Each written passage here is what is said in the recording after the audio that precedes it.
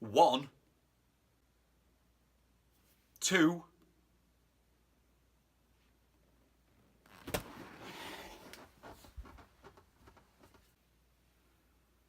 3.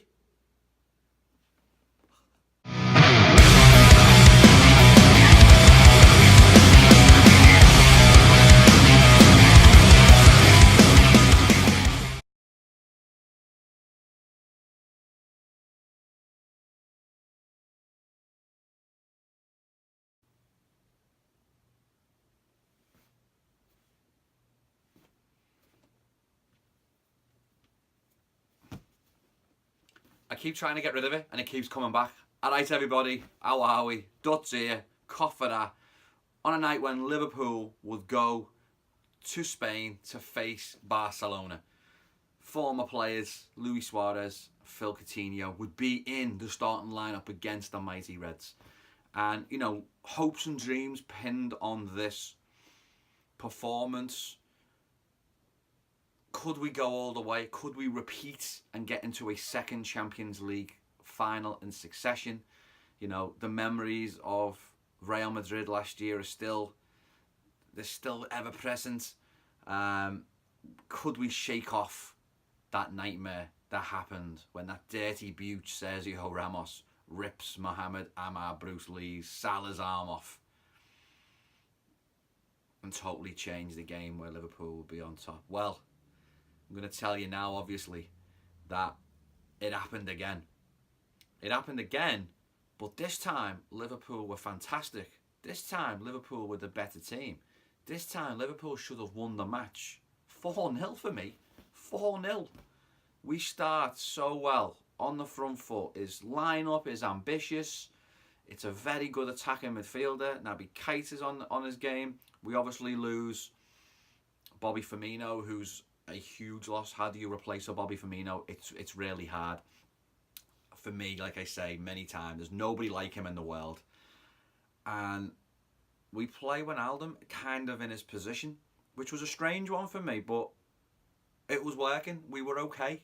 We looked good. We have a phenomenal chance early. We should have got a penalty, in my opinion, where Mane goes down under pressure from, I believe, PK. And it should have been a PK from PK. I don't know why Mane jumps up. I mean, again, he's a pro. He's honest. He tries to basically score when he's dropped to the ground from behind. His kick and foot is clearly caught. And I think if he made more of a deal of it, I think they might have reviewed it. And I think a Liverpool penalty would have been the fair result. And VAR would have given it. We get another chance. I mean, a brilliant cross from the right. And Mane, again, is in the right position. And you would put your mortgage on him scoring, and he blazed it over the crossbar from, I want to say, 6 yards. It was very similar to a chance he had in Porto, I believe, last season.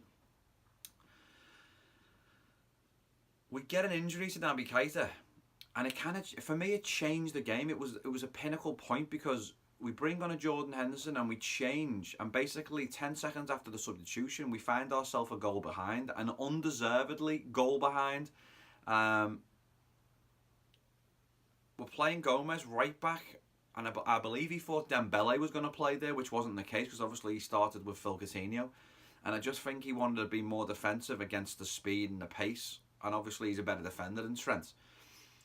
But, you know, hindsight being what it was, you really want the likes of Jordi Alba back in his own half. And isn't it ironic the amount of press Liverpool's fullbacks have been getting when the Spanish fullback puts in a undefendable ball for me? I mean, questions could be answered like, was Jordan up to game speed? Because obviously he's the first press and Alba's here and Jordan's kind of backed off him to create the angle. If he manoeuvred his body a little bit more goal side, he would have been in a position to block this cross. But Alba bends it around, and then Luis Suarez, being the winner that he is, the goal scoring machine that he is, gets himself in a great position on the blind side of Matip, who was phenomenal on the night, between Virgil van Dijk.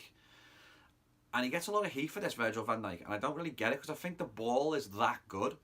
And I think if we allow players like Alba and the Barcelona wide players that much time and space in dangerous key areas, then they can deliver something like this. And it was a highlight reel pass. It was absolutely fantastic. He splits him, Suarez gets in, and he kind of flicks it over Alisson. It's a phenomenal touch. I mean, if he probably gets a cleaner connection on it, Alisson's got a chance of saving it. But he kind of slices it off the top of his boot, and it flies in the back of the net. Suarez then goes on to celebrate the goal, which I was a little bit shocked by, and I was a little bit angered by. Let me rephrase that. I wasn't angered at all. I was crushed. I think it's like you find your wife cheating on you with your mate. I think it's that type of a feeling. You walk in the bedroom, you know what I mean? You what are you doing here? And what are you doing here? It was kind of like that. It was like we invested so much time, energy in loving this man. As a fan, you know, we backed him to the hilts. We never wanted him to leave, obviously, and then he goes and scores that goal. I mean, he's a winner, first and foremost. To celebrate a goal in his stadium against a team he used to play for. He's done it before. He's done it for Liverpool against Ajax. So, I'm not mad at him. I just think it hurt a lot of Liverpool fans that he did score the goal past Liverpool. I mean, what were you expecting? He's on the pitch. Phil Coutinho could have easily have just smashed one in for 50 yards. Would we be feeling the same way? So we got a lot of hate on social media, which I don't understand, because he's a winner, and I'll say it for the last time, and winners win games, and winners turn up in the Champions League, in the business end of the season, when you're looking to do something special, and winners excel. And he did on the night. He scores the goal to put us behind, again, unfairly, because for me, Liverpool were much the better team. We created more chances, we had more possession, we worked harder off the ball. We matched them toe to toe, and we have nothing to be fearful of against, for me, any team in the world. Our competition level and our ability to play against these top teams has been raised. They proved it last year when we got to the Champions League final. So we find ourselves a goal behind, and again we come out in the second half, and Klopp must have been saying to the boys, listen, it's more of the same, because we're going to create chances and we're going to score goals. We have a brilliant 20 minutes from 45, 55 to 65. We are on top of this game, and we should take the lead. We probably should score 3. I mean, of all the people that you want the ball to fall to, it's not the likes of Jordan Henderson, and it's definitely not the likes of James Milner, but our best chances fall to these two players. More so James Milner. He has 2 that he should score. Great passages of play, build-up play, dummies and fakes and step-overs, and the ball falls to Milner and he bends one. If he's leaned back and he's hit it with a little bit more conviction, he scores, it goes in the top corner. But he's made ter Stegen make a good diving save to his left. And then we get another play, and it's the same thing. It's just a brilliant dummy by Mane, cross from the right through the Barcelona defence in a brilliant position, and he's just past the penalty spot, and you put your mortgage on him, and he strikes it so clean. But he strikes it right down the throat of the goalkeeper, who makes a comfortable catch in the end. But it's left or right of him. He scores 100%. And then we get the Sadio Mane chance, and he's at the post on a day where he would score. And again, for me, it goes back to playing the friggin' right-footed player on the right and the left-footed player on the left. I think Liverpool miss a lot of chances by having these 2 players back. Like I said, if the one that falls to Mane in the first half, if that's Salah's left foot, I feel like he scores. Likewise, the shot that Salah hits, if it's on Mane's right foot, he scores there. So there's 2 guaranteed goals for this team off the back of just switching 2 players over from one to the right to the left. I would just love to see it. I just don't understand why Klopp persists with that's his tactic, that he just wants to hammer. I just feel like that would have been key, especially with not having Bobby Firmino in the team. You could basically play Mo and Salah as a left and right forward with an attacking centre mid behind them, and just let them just work in those channels, playing wide and playing central when the ball comes into the middle. So I would love to have seen that, and I think it would work, and I don't understand why he won't do it, and I don't understand why I'm the only person barking on about this. I just think it makes sense in everything that's going through my brain. Like, it just makes sense to have Salah on the left and Mane on the right. I think the way we play, attacking crosses, you've seen it all season. We miss so many chances because they can't use their weaker foot. And it's mind-blowing to say, right? Because they're both professional footballers at the highest level, 2 of the top players in the world. They can't use their weaker foot when they're going right and going left. They just can't do it. They don't do it, and time again, we miss chances because they're playing, for me, on the wrong side of the pitch. And I understand the mechanics behind why he wants them to cut inside and shoot the ball left-footed and cut inside and shoot right-footed. But for me, we create more chances on their stronger foot playing in the right position. And again, I'm sick of going on about it, but just for me, we score goals. We score goals and we beat Barcelona if that one tactical change has been made. And especially, like I said, with no Firmino and playing with Ronaldo. You can play Ronaldo on the top of a diamond. Simple, with two sitting, you know.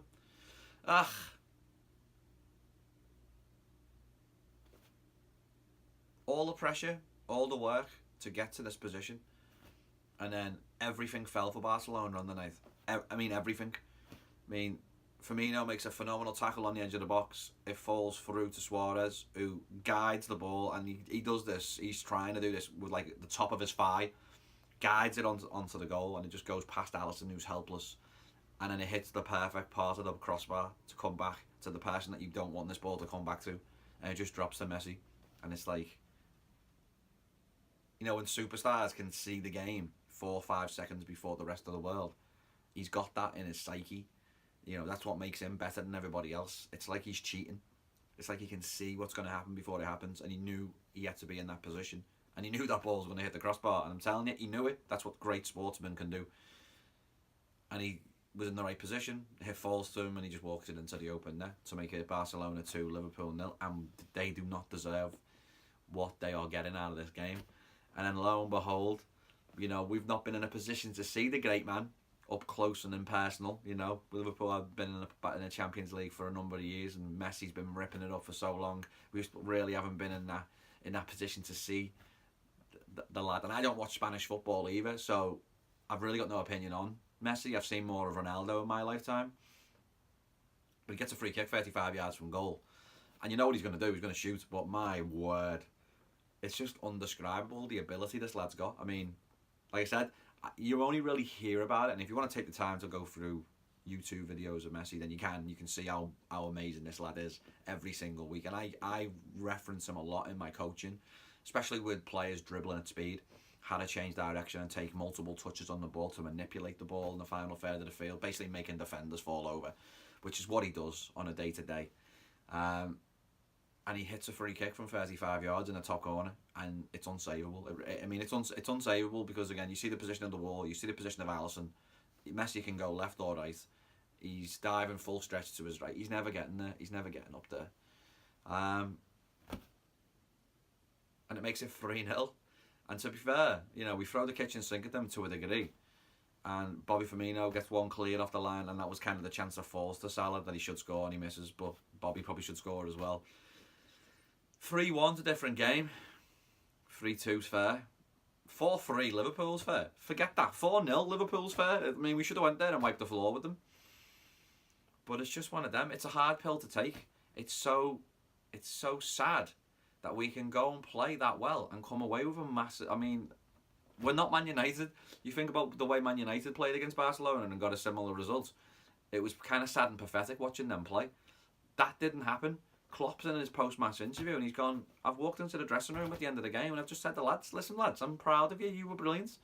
I can't say nothing more. I mean, the fact that Messi and Suarez have finished their chances is testament to, they're in the top tier of world footballers. I mean, they're in the top, 1-2%. I mean, you've got the likes of Suarez, Messi and Ronaldo, and that's kind of it. Then it drops then. You can say what you want about the greatness of Mohamed Salah. He's not at the level I are. He's not, because he'd be finishing the chances that he gets created for him. Did Klopp get anything wrong? I'm going to say he didn't, because his team did enough to win the game comfortably. You can change things in hindsight, but that team went out and it worked. We take a 3-0 defeat. You just got to think back to Istanbul. It's half time, and we've got an extra 45 minutes. You know, we beat one of the greatest AC Milan teams of all time with the football. You know, arguably the best player in the world playing for AC Milan at that time, and we beat them. And we did it in 45 minutes of football. We've got 90 against this Barcelona side. Anfield's going to be incredible. Anfield's going to be rocking. But then you got to look now at your eggs in your basket. You're trying to win a Premier League. The 2 last games we've got are massive and they're huge. I mean, we didn't do really much against Newcastle when I saw them at Christmas. And all of a sudden, we just kind of battered them. It was weird. It was like a dead close game, and then all of a sudden, the floodgates opened, and we just smashed them in the second half. You know, Rafa's not going to want Liverpool to win the league. You know, you can say what he wants about Rafa being a Liverpool and loving Liverpool, still never having a house on Merseyside and all that good stuff. But he's not going to want Jurgen Klopp to wreck his legacy. You know, he's kind of the best manager we've had in the last 20 years in relation to obviously winning the Champions League and the UEFA Cup and whatever else he's won, the FA Cup, the League Cup. I mean, he was a successful manager where Klopp's won nothing at this club. And the fact that he could make history and win the league for the first time in 30 years, it's going to be pretty huge. Rafa's not going to let him have that. He's going to try and win this game. On the flip side, I believe Brendan Rodgers is really going to try and win that game. And he's not going to win it for Liverpool. He's going to try and win it for him. Because you know what? Getting Leicester City into the UEFA Cup is huge. And he has the ability to do that with this squad. Like I said, Jamie Vardy is pinnacle. If Jamie Vardy plays well against this Manchester City team, he can score and he can win. He's a threat. He's a phenomenal footballer. Leicester are good. Leicester's back four are awesome. It's everything on Leicester, but we've got to win our last 2 games. Like I said, Newcastle's going to be difficult. We might not get anything from Newcastle. We might get a draw. Our record at Newcastle has been horrific. I mean, horrific. We haven't won there for donkey's years. We go there. We tend to draw. So wouldn't that be a kick in the teeth? Leicester get a draw against Man City, or even better, and Liverpool lose or draw with Newcastle. That's kind of where I'm seeing this. I want to be optimistic and I want to be confident. I want to say Liverpool are going to rock in and smash them. I don't think that's the case. But you never know. They play like they did against Barcelona. We should beat them 4-0. We should beat them like we did at Anfield. It's crazy time. It's crazy. There's 2 games left. And then the Wolverhampton Wanderers game. Wolves are brilliant. You know, they've already knocked us out of a cup competition this season. I mean, arguably we didn't play our strongest team. And arguably we didn't really want to succeed in the cup competition. So we were happy to go out of it, to concentrate on the league title and the Champions League. And didn't that work out well for us? So, it's all to play for. We can win 4-0 in the second leg at Anfield. I believe we can. 1 goal over Barcelona kills us. We need to score 5. This Liverpool team is with that atmosphere, with that cop behind it, we are capable of amazing things at Anfield. And we should not be scared of that Barcelona team in any way, shape or form. We should go out and play with the same level of confidence and desire and ability. Hopefully we get a fitter Bobby back. Newcastle's huge this weekend. Absolutely huge. We'll know, I think City play before us, so we'll know what's going on there in relation to Manchester City, whether they get what they do against Leicester. And then, you know, eggs in one basket. Do we try and push on in the Champions League? Do we try and push for the league? I mean, second place, semi-finals of the Champions League, incredible season. Incredible. I mean, mind-blowing. If you told me that at the start of the season, against the old cliche, the tucked. You know what I mean? Be 1 point behind Manchester City. But, you know, with having that gap, you then want to win it. I said this all along, I thought Man City would win the league, but wouldn't it be nice if they didn't? So come on Jamie Vardy and come on Liverpool. Let's beat Newcastle. Let's hope Vardy does something against Manchester City. And let's hope we go on and raise the English Premier League. End of. Alright. Devastating loss against Barcelona. I mean, tough. It's been hard for me to make this video with any type of happiness. More so like enthusiasm to do it. That's what I was going for. The enthusiasm to get right. Can't wait to get down there and do cough at that. Sort that out. Get that out. So listen, boys and girls, it's a brilliant time to be a Red. It's a brilliant time to subscribe to Cough for That. Listen, thanks so much for all the support. I've got 100 subscribers now. We're going to push on. We're going to try and go for 150. So subscribe to the channel if you like what you see. Put a like on the video. That would be great. I appreciate everybody that has subscribed to the channel. You guys are awesome. And fingers crossed, Rafa, sub out all your best players on half time, lad. And actually just take them off the pitch. Play with 7. Give us the result that we're looking for. And please, Jamie Vardy, have a party. Come on, boy. You're a legend, Vardy. You can do this, son. All right, this has been Duts. This has been Cough for That. Ta-da for now. Ta-da. Keep the faith, Reds. Keep the faith. Anyone else notice how grey I've gone this season? Ah.